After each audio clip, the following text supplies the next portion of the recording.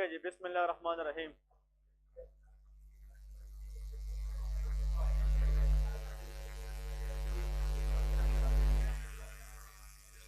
बस प्लीज बातें नहीं।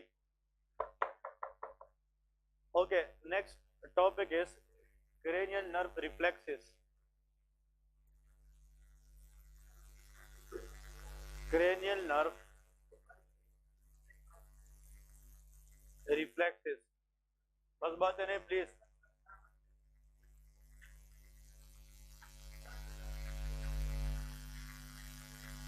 क्रेनियल नर्व रिफ्लेक्सेस से भी एक क्वेश्चन आता है। ठीक, कल हमने सिर्फ क्रेनियल नर्व्स की फंक्शंस पढ़ी है। There are 12 pairs of cranial nerve. फिर इसके कुछ रिफ्लेक्सेस है, वो भी इंपॉर्टेंट है। इसमें टेबल ड्रा करें। सबसे पहले यहाँ पे हेडिंग दे दे रिफ्लेक्सेस। रिफ्लेक्सेस यहाँ पे लेके एफेरेंट, एफेरेंट एंड इफेरेंट। ठीक है, रिफ्लेक्सेस एफेरेंट एंड इफेरेंट। इस तरह टेबल ड्रा करें और ये रिफ्लेक्सेस याद रखने हैं। ठीक है, एफेरेंट रिफ्लेक्स वो होता है कि बॉडी से ब्रेन की तरफ जाए। Any reflex which is taken from the body and going toward the brain, they are called afferent. A for approaching the brain. ठीक है, और वो रिफ्लेक्स जो इम्पल्स ब्रेन से ले आए और बॉडी की तरफ, दैट इज कॉल्ड इफेरेंट। ठीक है, तो एफेरेंट मीन असेंडिंग है, इफेरेंट का मतलब डिसेंडिंग है। तो ए फॉर अप्रोचिंग और ई फॉर एग्जिट। ठीक है, ये ब्रेन से रिलेटेड बात करते हैं। सबसे पहले के कोर्नियल रिफ्लेक्स। रिफ्लेक्स के अंदर the first one is corneal reflex. ठीक है, कोर्नियल रिफ्लेक्स। कोर्नियल रिफ्लेक्स का एग्जाम में क्वेश्चन आता है कि कोर्नियल रिफ्लेक्स की जो एफरेंट फाइबर है वो किस नर्व के पास है। Answer is trigeminal nerve. कौन सी nerve? Trigeminal. And yesterday we discuss trigeminal is a fifth cranial nerve. ठीक है, ये कौन सी नर्व है? Fifth cranial nerve. इसकी कितनी ब्रांचेस हैं? 3। उसकी जो पहली ब्रांच है that control the afferent fibre of corneal reflex, ये इंपॉर्टेंट है। यहाँ पे लेके ब्रैकेट में ऑप्थेल्मिक डिवीजन। कौन सी? Ophthalmic division, ophthalmic division. फिर यहाँ पे और क्वेश्चन याद रखें, स्पेसिफिक अगर पूछा जाए, अच्छे स्टूडेंट ये भी याद रखें। एक तो पॉइंट ये है, जो कोर्नियल रिफ्लेक्स की एफरेंट फाइबर है वो किस नर्व के पास है? ट्राइजेमिनल। फिर ट्राइजेमिनल के अंदर किस ब्रांच के पास है? ऑप्थेल्मिक। फिर ऑप्थेल्मिक के किस ब्रांच के पास है? देखिए, ophthalmic is a branch of trigeminal, but there is some certain minor branches of ophthalmic division. उनमें से जो बिल्कुल स्पेसिफिक याद रखना है, that is called nasociliary division या नेज़ोसिलरी ब्रांच। और ये क्वेश्चन बहुत बहुत कॉमन आता है एग्जाम में कि कोर्नियल रिफ्लेक्स की जो एफरेंट फाइबर है वो किस ब्रांच के पास है? नेज़ोसिलरी। और nasociliary nerve is a branch of ophthalmic division. Ophthalmic division is a branch of trigeminal nerve. ठीक है जी। फिर यहाँ पे लेके हम लिख सकते हैं, देखें तो ये क्रेनियल नर्व नंबर, ये CN क्या है? Cranial nerve number 5। 5 का कौन सी डिवीजन है? 1। तो CNV1, दैट इज ऑप्थेल्मिक। और ऑप्थेल्मिक का कौन सा ब्रांच है? नेज़ोसिलरी। इसमें लेके कोर्नियल रिफ्लेक्स का जो इफेरेंट है, efferent, that is control by facial nerve. ये कौन सी नर्व के पास है? Facial nerve. और facial nerve is CN7, that is cranial nerve number of 7, that is 7। Corneal, that is CN7। अब वो कौन सी मसल है कि फेशियल नर्व सप्लाई करे और वो कोर्निया रिफ्लेक्स की एफरेंट फाइबर को कंट्रोल करे? That is called orbicularis oculi. कौन सी मसल है? Orbicularis oculi muscle. देखिए, ये रिफ्लेक्सेस जो है ये हमेशा एग्जाम में आते हैं। ठीक है, इवन के ये FCPS तक भी आएंगे, आप लोग की यूनिवर्सिटीज में भी आएंगे। ठीक है, और ये NLE में भी आते हैं कि रिफ्लेक्सेस क्या है और रिफ्लेक्सेस से मुराद क्या है। देखिए, इसका कंसेप्ट ये है, कॉटन वूल ले ले, कोई सॉफ्ट चीज ले ले और पेशेंट को कहे कि आप सामने देखें। अब फॉर एग्जांपल देख, इधर आ जाए, आप एक बंदा आ जाए, हेलो हसीब, इधर आ जाए, इधर आ जाए, देखें, ताकि आप लोग के माइंड में बैठ जाए कि रिफ्लेक्सेस क्या है, ये आप लोग को फिर याद रहेगी। आ जाए, आ जाए, इधर देखें। इसमें फॉर एग्जांपल अगर इस तरह फॉर एग्जांपल आप डिमॉन्स्ट्रेशन रूम में जाए, आपको फॉर एग्जांपल कोई बंदा बैठाया होगा कि इसकी पूर्ण रिफ्लेक्स क्या है। ठीक है, देखिए, अब ये सामने देख रहा है, for example I will ask the patient to see in the front. ये फ्रंट में देखेगा, इसकी जो आईज के अंदर व्हाइट पार्ट है दैट इज कॉल्ड स्क्लेरा। इसको क्या कहते हैं? स्क्लेरा। इसका जो ब्लैक पार्ट है, ब्लैक पार्ट के ऊपर एक इस तरह डेल लाइक स्ट्रक्चर है शीशे की तरह, दैट इज कॉल्ड कोर्निया। इसको क्या कहते हैं? कोर्निया कहते हैं। अब देखें, अब मेरे पास कॉटन वूल है, कोई सॉफ्ट चीज है, फॉर एग्जांपल पेपर स्टिक वगैरह है, और पेशेंट को मैं कहता हूँ कि आप आगे देखें, ये बिल्कुल आगे देख के आंखें खोलेगा, आगे देखेगा, इसकी किसको हम टच करेंगे? कोर्निया को। When I touch the cornea, ये सिग्नल में अब किसको लेके जा रहा हूँ? ब्रेन की तरफ। Touching anything in the body will go toward the brain। तो efferent है, efferent है, efferent है। इसका मतलब कोई भी चीज इसकी कोर्निया के साथ टच करे तो यहाँ कोर्निया से जो इंफॉर्मेशन ब्रेन को ले जाने वाली नर्व है दैट इज ट्राइजेमिनल नर्व। वो कौन सी नर्व है? Trigeminal nerve. अब बात समझ गए कि नहीं? फिर ट्राइजेमिनल नर्व, इधर देखे, ट्राइजेमिनल नर्व इधर आ जाए, है इधर देखे, फोकस करे। Trigeminal nerve is a fifth cranial nerve, जिसकी फिर फर्दर कितनी ब्रांचेस है? 3 ब्रांचेस है। ये ट्राइजेमिनल नर्व है।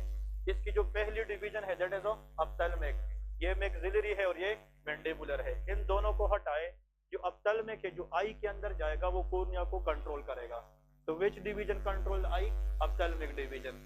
फिर ऑप्थेल्मिक डिवीजन की एक छोटी सी ब्रांच है जो आई के अंदर कोर्निया को कंट्रोल करता है, उसका नाम नेज़ोसिलरी ब्रांच है। क्लियर है कि नहीं? अब देखें, कर्टन वूल के साथ इसकी हम कोर्निया को टच करते हैं। ये जो कोर्निया को मैंने टच किया है, कोर्निया के अंदर जो नर्व है इसका नाम नेज़ोसिलरी ब्रांच है, और ये कहाँ से आई है? Ophthalmic division of trigeminal nerve. ये ब्रेन को इंफॉर्मेशन लेके जाएगी कि कोर्निया को किसी ने बाहर से टच किया है। बात समझ गए? अब बाहर से टच का मतलब कि आई को डैमेज कर सकते हैं कि नहीं? तो फिर जो इफेरेंट फाइबर आएगा, ब्रेन से जो इंफॉर्मेशन आएगी वो आंख को ओपन रखने के लिए कहेगी कि बंद करने के लिए, और आंख को बंद करने का काम किस मसल का है? Orbicular oculi, and that is controlled by facial nerve. Clear है कि नहीं? अब देखें, अगर आप कोर्निया को टच करें और आंख बंद ना हो जाए, इसका एफरेंट का मसला नहीं है, किसका मसला है? इफेरेंट का मसला है। कौन सी नर्व खराब है? फेशियल नर्व खराब है। बात समझ गए कि नहीं? देखिए, कोर्निया को टच करना, इस फाइबर को ब्रेन तक पहुंचाना is the function of nasociliary branch, और फिर इस टच के खिलाफ आंख को ऑटोमेटिकली क्या करना? बंद करना, that is the function of facial nerve. फिर इफेरेंट फाइबर, तो एफरेंट फिफ्थ नर्व है और इफेरेंट क्या है? सेवंथ नर्व है। ये किस रिफ्लेक्स के लिए? कोर्निया को टच करने के बाद, that is called known as corneal reflex. अब समझ गए कि नहीं? तो this is one afferent, another is efferent. Clear है? तो this what all about the reflex. Next लिखे प्यूपिलरी रिफ्लेक्स। देखिए, pupillary reflex, I think it's clear now. ठीक है, इसके बाद लिखे pupillary reflex. What is the pupillary reflex? ये भी आई के अंदर रिफ्लेक्स है। Pupil that is the small whole present in the eye, pupillary reflex. इसकी जो एफरेंट है, afferent that is optic nerve. वो कौन सी नर्व है? Optic nerve. Optic nerve is cranial nerve number 2, ये सेकंड नर्व है, ऑप्टिक नर्व। लेकिन जो प्यूपिलरी रिफ्लेक्स है, इसकी जो एफरेंट है दैट इज ऑकुलोमोटर नर्व। वो कौन सी नर्व है? Oculomotor nerve. ठीक है, ऑकुलोमोटर। अब ऑकुलोमोटर नर्व के अंदर एग्जाम में अगर क्वेश्चन आ जाए तो देखे, optic nerve is a cranial nerve number 2, oculomotor is 3। प्यूपिल की जो एफरेंट फाइबर है वो 2 के पास है, और इसकी जो इफेरेंट है वो 3 के पास है। अब 3 जो है वो किस मसल को सप्लाई करके इसको कंट्रोल करेगी? कंस्ट्रक्टर प्यूपिलाई। किस मसल को? कंस्ट्रक्टर। यार कल मैंने उसके फंक्शन में लिखा था कि नहीं? कंस्ट्रक्टर प्यूपिलाई मसल का काम क्या है? प्यूपिल को कंस्ट्रक्ट करना, दैट इज कॉल्ड मायोसिस। इसको क्या कहते हैं? मायोसिस कहते हैं। ठीक है, इसको क्या कहते हैं? मायोसिस कहते हैं। तो constructor pupillae muscle, it will construct the pupil. ठीक है, इधर आ जाए, आए इधर आ जाए, शाबाश। देखिए, ये मेन पॉइंट है, ये रिफ्लेक्सेस के अंदर आप लोग को आना चाहिए। देखिए, ये आप लोग फिर टेस्ट करें, 2-2 बंदे आफ्टर द क्लासेस का टेस्ट कर, पेशेंट को बताए कि आप सामने देखिए, ये बिल्कुल सामने देखेगा, इसके आईज में प्यूपिल है, ठीक है, जो बिल्कुल होल है। अब ये सामने देखेगा और इसको के फॉर एग्जांपल वाइड स्प्रेड देखे, वाइड स्प्रेड मीन कि आंख के खोल के देखे आगे, ठीक है, मतलब आप सामने देखे इसकी जो आंखों में इधर फोकस करे कि ना करे? तो फिर इधर फोकस करे, बात ना करे। इधर देखिए, अगर किसी ने एग्जामिनेशन हॉल में फॉर एग्जांपल इस टार्च को इसके सामने से इस तरह लाया ना, वो फेल हो जाता है। आपने पेशेंट को टार्च इधर लेटरल पोजीशन से लानी है। आप टार्च इधर रखे इसकी कान के साथ और इस तरह आहिस्ता आहिस्ता आ जाए, ठीक है ना। This is the way how to examine the eye, ठीक है ना। आई को डायरेक्ट आप टच नहीं लगा सकते, क्योंकि it may be photo sensitive patient. Photo sensitivity हो सकती है कि नहीं, फोटोफोबिया हो सकता है, मेनिंजाइटिस का पेशेंट हो सकता है। इसका मतलब ये है कि हमने यहाँ पे लेटर से स्टार्ट करके आहिस्ता आहिस्ता इसकी आंखों में लाइट इस तरह लेके आनी है। क्लियर है? अब देखिए पॉइंट इस तरह याद रखें, जब ये इस तरह फॉर एग्जाम्पल ये लाइट इसकी आंख पे लगेगी, तो लाइट का लगना ये सेंसरी है कि मोटर? ये सेंसरी है। लाइट का लगना क्या है? सेंसरी। एफरेंट और इफेरेंट? एफरेंट। इस लाइट को आंख के अंदर डिटेक्ट करना ये ऑप्टिक नर्व का काम है। ये किसका काम है? Optic nerve. इसने लाइट को देख, आपको लाइट नजर आ रही है कि नहीं? ये लाइट को देखना, नजर आना, ये क्या है? विजन है। तो विजन किसका काम है? Optic nerve. बात समझ गए कि नहीं? अब इस लाइट को जब ये देखेगा तो उसकी ऑप्टिक नर्व ने ऊपर इंफॉर्मेशन दी है किसको? ब्रेन को, ताकि कुछ करे। लाइट बहुत ज्यादा है ताकि ऐसा ना हो कि आई को डैमेज करे। तो ये प्यूपिल को डायलेट करेगा कि कंस्ट्रक्ट करेगा, और उस प्यूपिल की जो कंस्ट्रक्शन है वो कौन सी नर्व करती है? ये थर्ड नर्व करती है, ऑक्यूलोमोटर नर्व। क्लियर है? और वो नर्व आकर प्यूपिल के किस मसल को सप्लाई करती है? कंस्ट्रक्टर प्यूपिलाई, ताकि प्यूपिल क्या हो जाए? कंस्ट्रक्ट हो जाए, और लाइट की जो मैक्सिमम रेज है वो अंदर ज्यादा ना जाए, ऐसा ना हो कि रेटिना डैमेज हो जाए। बात समझ गए कि नहीं? इधर देखे, इस लाइट को अगर मैं आगे देखे इसकी अगर मैं इस तरह देखे, इसकी प्यूपिल क्या हो जाती है? कंस्ट्रक्ट। आप लोग खुद फिर देख ले, इसकी जो प्यूपिल है विदाउट लाइट देखे तो इसकी जो एरिया है वो डायलेट है। जब हम जो ही लाइट मारते हैं तो इसका प्यूपिल क्या हो जाता है? कंस्ट्रक्ट हो जाता है। तो प्यूपिलरी रिफ्लेक्स को हम चेक करते हैं। किसको चेक करते हैं? Pupillary reflex. आप देखेंगे तो आपको क्लियर कट पता चलेगा कि जो आंख के अंदर जो प्यूपिल है वो साइज में क्या हो जाता है? कंस्ट्रक्ट हो जाता है। बात समझ गए कि नहीं? तो इसकी जो एफरेंट है वो किस नर्व के पास है? ऑप्टिक। और जो इफरेंट है वो ऑक्यूलोमोटर नर्व के पास है। क्लियर है? So this what we are checking for which reflex? Pupillary reflex. इसके बाद लिखिए गेग रिफ्लेक्स।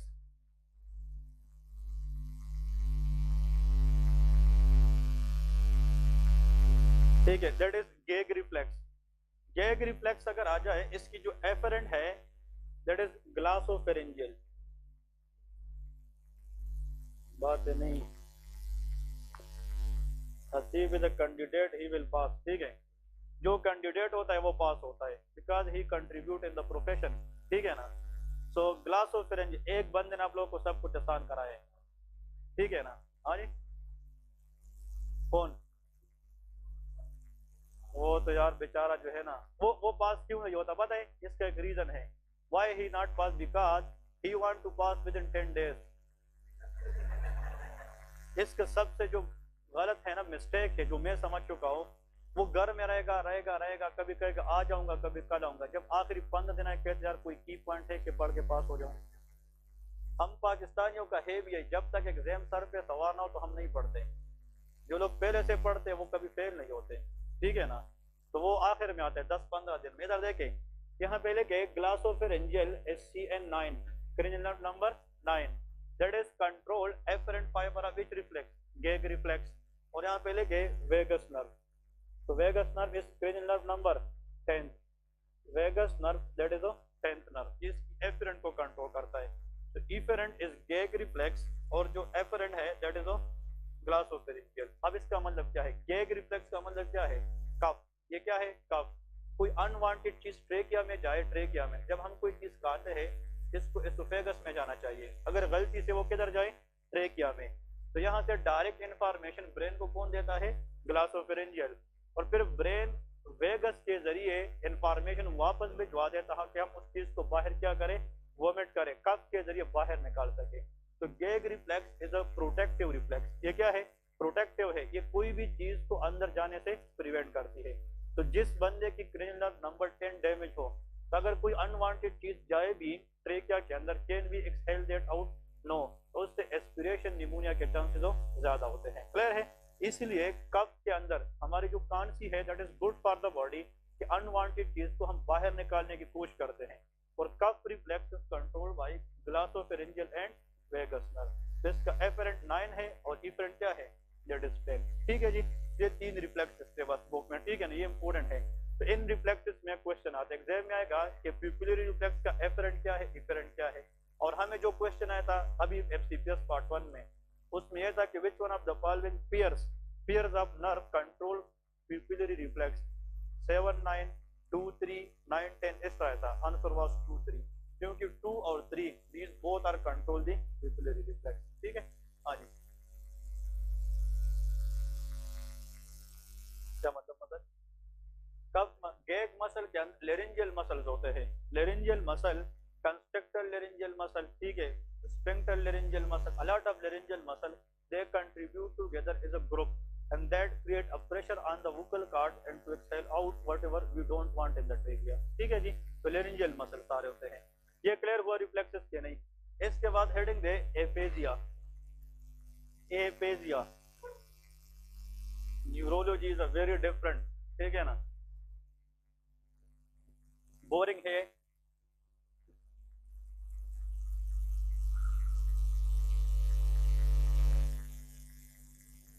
लेकिन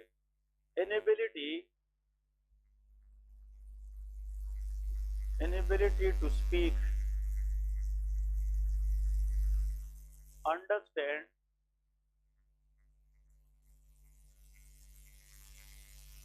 write or read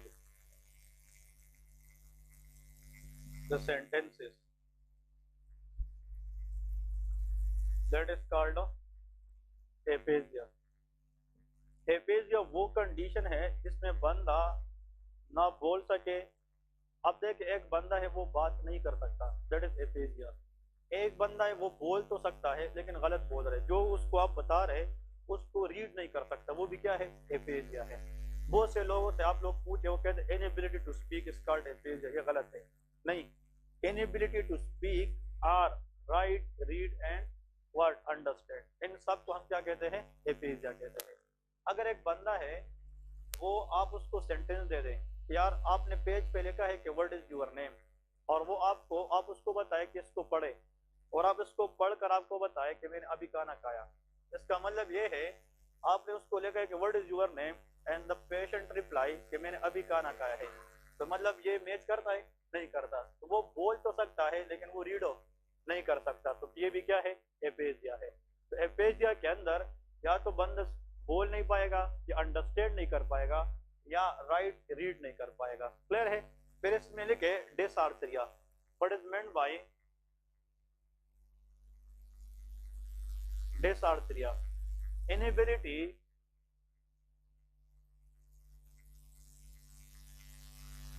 to speak properly due to impair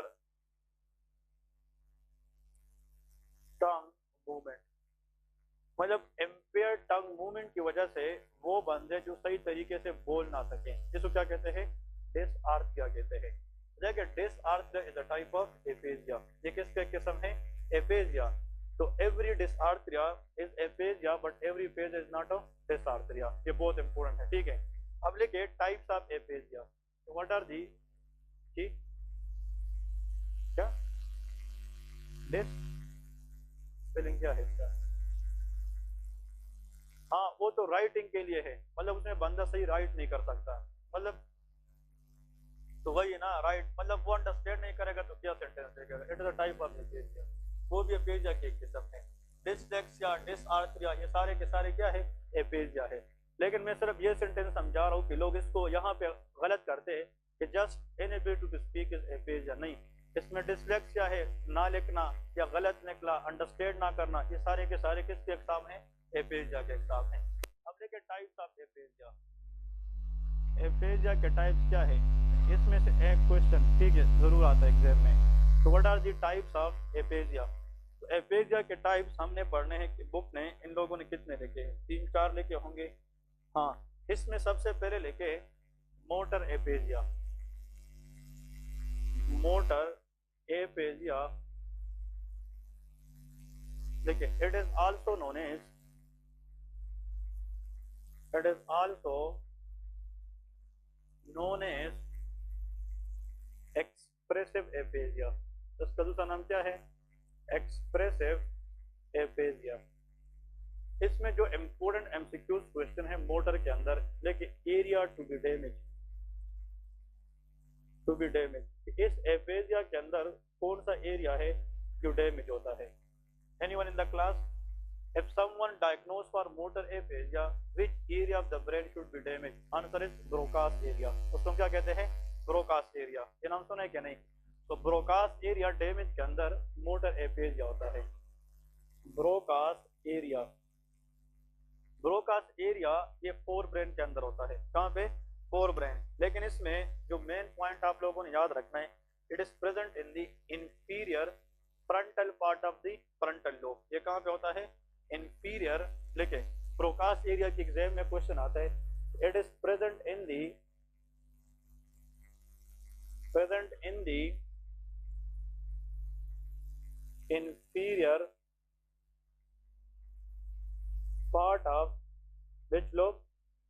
frontal lobe. देखिए ब्रेन के अंदर लोब्स होते हैं, frontal lobe, occipital lobe, parietal lobe, ये सारे हैं कि नहीं? तो उनमें से जो फ्रंटल लोब का लोअर पार्ट है उसके अंदर क्या एरिया होता है? Broca's area.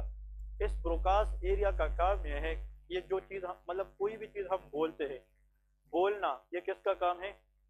Broca's area. अगर टंग सही है, मसल सही है, लेकिन ब्रोकास एरिया काम नहीं करती, तो इसको इनर्वेशन नहीं मिलेगी, तो हम बोल नहीं सकेंगे। तो ब्रोकास एरिया के अंदर अंडरस्टैंडिंग का इशू नहीं है, बोलने का इशू है। इसमें याद रखे, इसके नीचे लिखे in this condition, in this condition the patient understand the sentence, patient understand the sentence, वो सेंटेंस को अंडरस्टैंड कर सकता है, बट कैन नॉट एक्सप्रेस, वो एक्सप्रेस नहीं कर सकता। ठीक है ना? अब बोलना जो है ये टंग मूवमेंट की वजह से है, तो ये सेंसरी है कि मोटर है? हाँ, इसलिए ब्रोकास एरिया के अंदर कौन सा एपेजिया होता है? मोटर एपेजिया होता है। यहाँ पे लिखे बट कैन नॉट स्पीक और express in a fully sentence manner, मतलब ये पूरा सेंटेंस नहीं बोल सकता, सेंटेंस मैनर। यहाँ पे आप लोगों ने लिखना है कि अगर एग्जाम में आ जाए कि ब्रोकास एरिया डैमेज है, Broca's can lead to be for broken words, बंदा बोलेगा भी तो ब्रोकन वर्ड से बोलेगा, पूरा सेंटेंस नहीं बोल सकेगा। इसका मतलब ये है, आप उस पेशेंट को बताएं कि आप कैसे हैं। ठीक है, देखिए एग्जाम में इस पर आता है हाउ आर यू, ठीक है, पेशेंट को समझ आएगी ये क्या बोल रहे हैं, वो कहेगा मैं, फिर 2-3 मिनट तक रुकेगा, कहेगा ठीक, और आखिर में क्या कहूँ, ठीक है ना? इसका मतलब रुक के बताएगा, पूरा सेंटेंस को कंप्लीट नहीं कर पाएगा, इसको कहते हैं ब्रोकन वर्ड्स। इसको क्या कहते हैं? Broken word. हमारी जो एक्सप्रेशन है, टंग की एक्सप्रेशन है, बोलने का जो एक मेथड है, उसमें जो फ्लुएंसी है, इसकी जो फ्लुएंसी मेंटेन रखती है वो कौन है? ब्रोकास एरिया है। तो एग्जाम में ये क्वेश्चन आउट आता है कि ब्रोकास एरिया के अंदर पेशेंट को आप जब भी बोले उसको अंडरस्टैंडिंग होती है कि आप क्या बोल रहे हैं, लेकिन वो आपको एक्सप्रेस नहीं करता। तो ब्रोकास एरिया में कौन सी एपेजिया होगी? Motor aphasia. क्लियर है? It is also known as expressive aphasia. ठीक है, इसके बाद नेक्स्ट है sensory aphasia. The next type is sensory aphasia, sensory aphasia. ठीक है ना? ओके, इसका काज कौन बता सकता है? ब्रोकास एरिया डैमेज की काज क्या हो सकती है? हाँ, हाइपर एमोनीमिया, चले हेपेटिक एन्सेफेलोपैथी। नेक्स्ट, अगर ब्रोकास एरिया को ब्लड सप्लाई कम हो जाए, can it work? No. Stroke के अंदर हो सकता है, स्ट्रोक का नाम सुना है कि नहीं? स्ट्रोक में पैरालाइजेशन होती है, इनएबिलिटी टू स्पीक होता है, ठीक है, स्लर्ड स्पीच होता है, ब्रेन ट्यूमर अगर इसको कंप्रेस करे हो सकती है, हाइड्रोसेफेलस, कोई भी ब्रेन पैथोलॉजी क्योंकि इसको डैमेज करे Broca's area, it will lead to motor aphasia. ठीक है, इसमें लेके सेंसरी में it is also known as,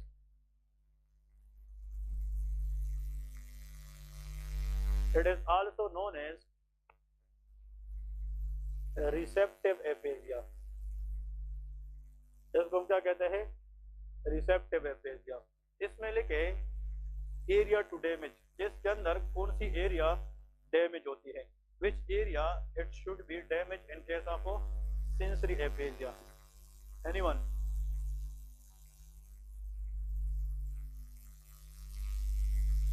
मेरे ख्याल में आप लोग के लिए बिल्कुल नहीं नहीं चीजें। ओके, और ये सेकंड ईयर का है, ठीक है।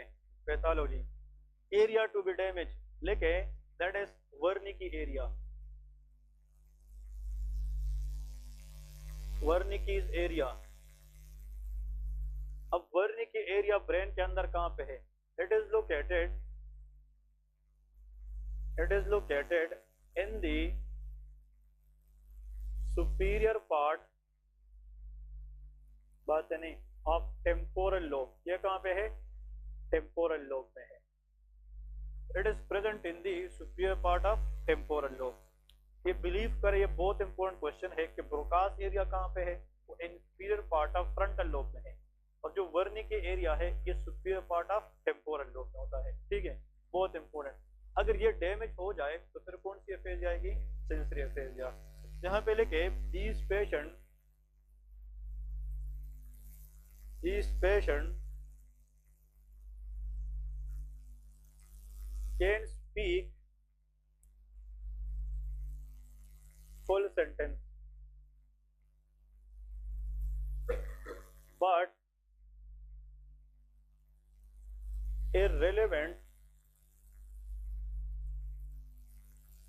according to the question.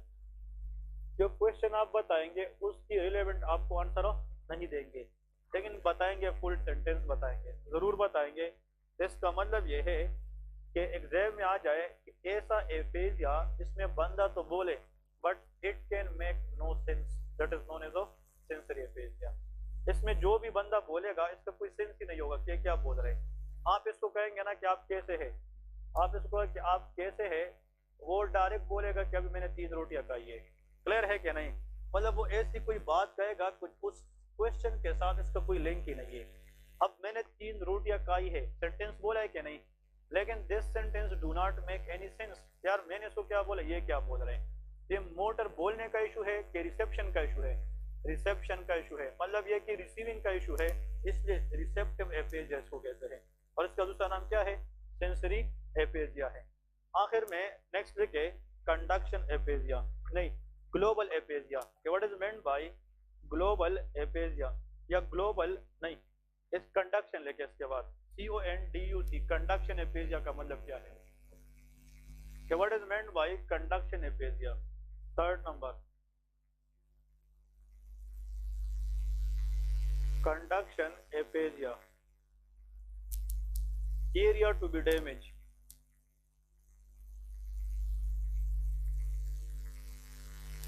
हाँ जी, एनीवन? एमसीक्यूज क्वेश्चन कि कंडक्शन एफेजिया के अंदर कौन सा एरिया डैमेज होता है? That is called arcuate fasciculus. Arcuate fasciculus. Fasciculus in the brain is nothing but this is the another name of bundles of axon. इस तरह बंडल्स ऑफ एक्सॉन को हम ट्रैक कह सकते हैं कि नहीं? इसी तरह फेसिकुलस भी बंडल्स ऑफ एक्सॉन को ही कहते हैं, ठीक है। इसमें याद रखना है कि इन दिस कंडीशन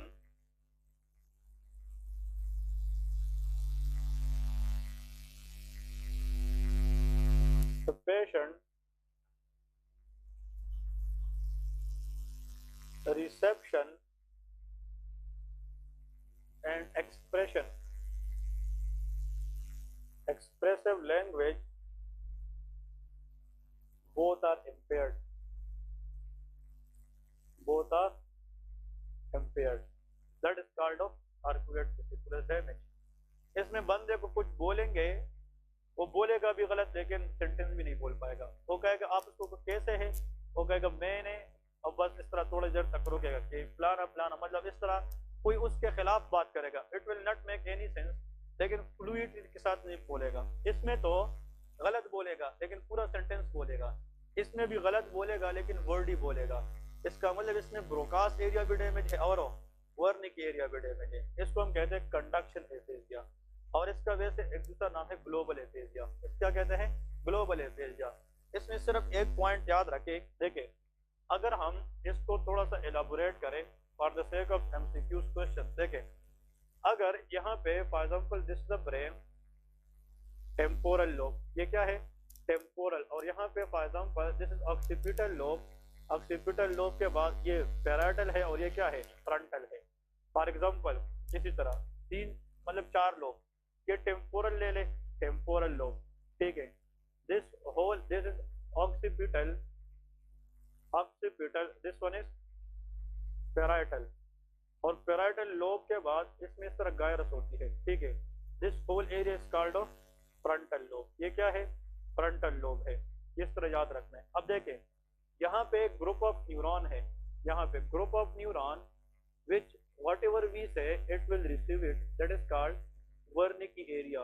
इसके अंदर क्या होता है Wernicke area, Wernicke area का काम ये है it receive the information, जो हम बोल रहे हैं उसको रिसीव कौन कर रहे हैं Wernicke, और Wernicke area ये कहाँ पे होती है superior part of temporal lobe, ठीक है। इसको अगर हम एग्जैक्टली थोड़ा सा और भी बनाए, ये थोड़ा सा इस तरह ऊपर पार्ट में होता है सुपीरियर पार्ट में। अब यहाँ पे inferior part of frontal lobe में क्या होता है, here is Broca's area, ठीक है, this is Broca's area, so this is Broca's area। अब देखिए इसका मतलब ये है आपको कोई बंदा कहे कि आप कैसे हैं, जब आप कैसे हैं आप रिसीव करें तो आपने कहा मैं ठीक हूँ।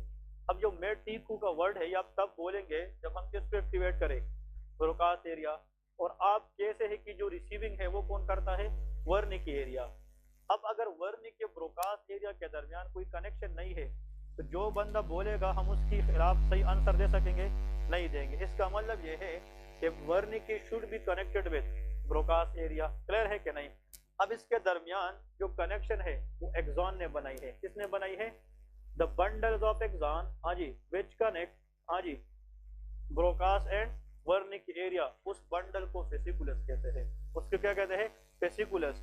लेकिन ये स्ट्रेट बंडल नहीं है, this bundle of axon make an arc, ये क्या बना रहे हैं आर्क बना रहे हैं, आर्क टाइप बना रहे हैं, इसलिए इस फेसिकुलस का नाम क्या है आर्कुएट फेसिकुलस। अब समझ गए कि नहीं, इसका नाम क्या है arcuate fasciculus, very important sentence this is, ठीक है। Arcuate fasciculus is the bundles of axon which connect temporal part of Wernicke area with frontal part of Broca's area.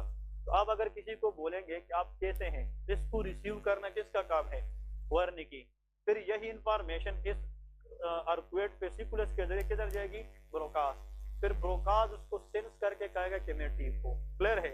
इसका मतलब अगर इसमें डैमेज है, इसमें अपना डैमेज है, अगर वो इंफॉर्मेशन देगी भी तो ये बोल सकेगा नहीं, तो मतलब बोलेगा ठीक बोलेगा क्योंकि कंडक्शन आ रही है, लेकिन वर्ड ही बोलेगा मैं ठीक हूँ, इस तरह पूरा सेंटेंस नहीं बोलेगा। तो ऐसा एफेजिया जिसमें सेंस ठीक हो कि बंदा क्या बोल रहे लेकिन आप पूरा सेंटेंस ना बोल सके, डैमेज इन Broca's एरिया। अगर यहाँ पे डैमेज है तो जो बंदा बोलेगा वो आपको समझ नहीं आएगा कि क्या बोल रहे हैं, तो आप बोल देगा लेकिन इट मेक नो सेंस, मतलब आप कहेगा आप कैसे, आपने कहा कि आज मैं जा रहा हूँ फॉर एग्जांपल, आप कोई और कहेंगे तो किसका एरिया है Wernicke, और अगर ये और ये मैच नहीं कर रहे तो देखिए इसका मतलब है कि इसके बिटवीन जो कनेक्शन है वो खराब हुआ है। जब कनेक्शन गया है न इंसान को सही समझ आएगी और न वो बोल सकेगा, तो ऐसे एफेजिया को हम फिर कंडक्शन एफेजिया कहते हैं, क्लियर है। क्योंकि Wernicke एरिया से Broca's एरिया तक इम्पल्स का कंडक्शन करना ये आर्कुएट फेसिकुलस का काम है, और अगर ये डैमेज हो जाए तो उसकी वजह से एफेजिया को क्या कहते हैं कंडक्शन एफेजिया।